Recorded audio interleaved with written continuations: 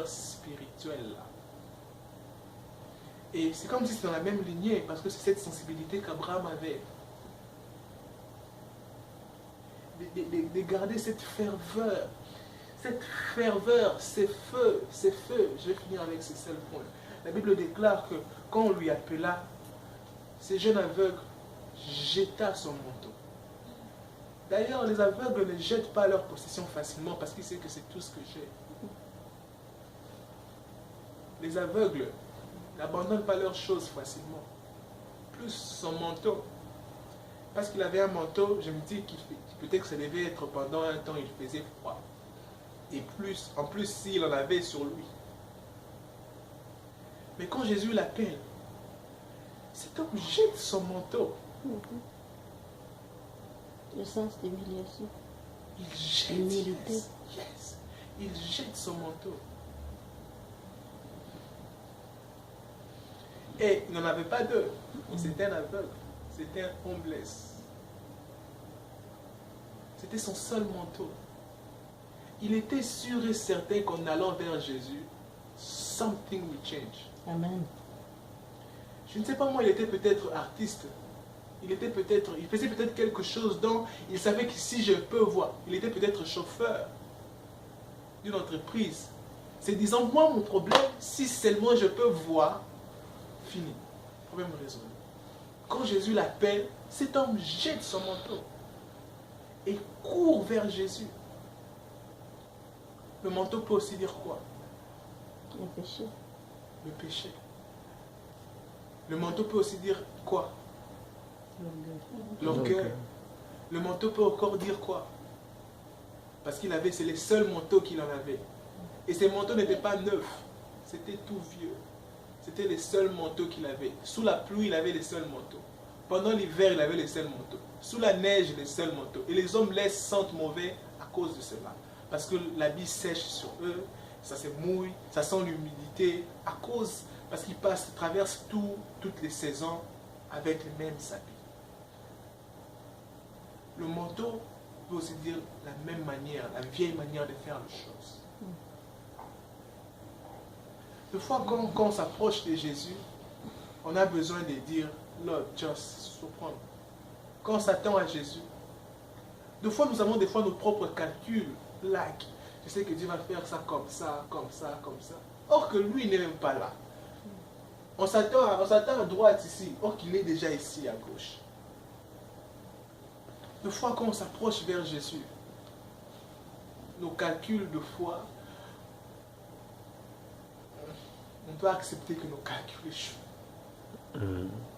Parce que c'est sous ces calculs-là que nous nous sentons en sécurité. Si Dieu fait ça en janvier, après février, à partir déjà, et on sent cette sécurité à partir de cette attente, de ces calculs. Ce n'est pas mauvais, mais de foi. Ça nous empêche de recevoir ce que Dieu a. Parce que ça nous garde dans ces cocons-là, alors que Dieu a quelque chose de grand hors de ces cocons. Nous voulons Dieu, fais-le entrer dans cette petite boîte. Dieu dit non, ce que j'ai pour toi ne suffira pas là. C'est trop grand. Sors de ces cocons. Sors de cette mindset. Non, Seigneur, ici on fait comme ça. Dieu dit non. Ce que je vais faire avec toi ne dépend pas de ici. Ça dépend de ce que I downloaded from heaven. Ça va bénir peut-être le monde. Toi tu dis non, je veux que ça bénisse seulement made a long way. Dieu dit non. Je suis en train de voir, non pas même seulement Fairfield, non pas Cincinnati, non pas Ohio, non pas les États-Unis.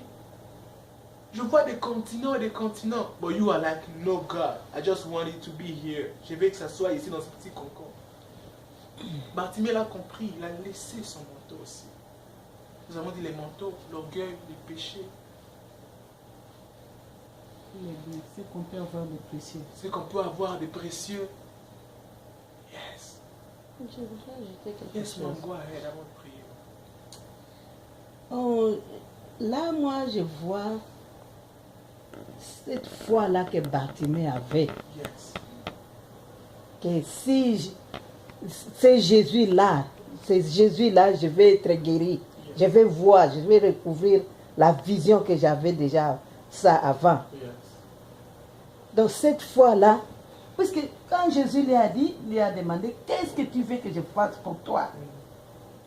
Il n'a pas cherché des mots à dire.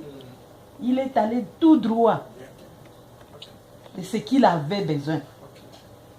Donc c'est cette foi-là que nous devons avoir. C'est Bartimée, Jésus a dit que c'est ta foi qui t'a sauvé.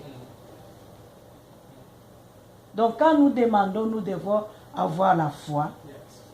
Et s'il y a quelque chose qui nous empêche de recevoir ce que nous avons besoin, donc nous devons abandonner, comme Bartimée avait abandonné la veste qu'il avait pour recevoir Oyabutuya, Oyunzambe, Atiela qui est la vision, découvrir encore. Donc, revenir encore en vie, ça, je peux dire que maintenant, Bartimée pouvait voir tout ce qu'il ne pouvait pas voir avant. Amen. Donc, nous devons avoir la foi. L'autre fois, j'étais au travail, je me disais, d'ailleurs, la page ici, si vous devez voir, j'ai même montré à ma chérie, regardez. Donc, j'avais déjà lu ça. Et c'est de 46 jusqu'à 50. Donc, c'est pour vous dire que non. Je disais à Dieu au travail, je me suis dit que non. Les gens là te voyaient. Mais nous, on ne te voit pas. Donc, c'est par la foi. Cette foi-là que tu disais, même à la femme là qui saignait, c'est-à-dire ta foi t'a sauvé. Elle avait dit que non, même si je touche seulement son habit, je serai guéri. Et voilà, c'est la foi qui l'avait sauvé. Amen. Alors moi, je disais à Dieu que donc ce que je demande,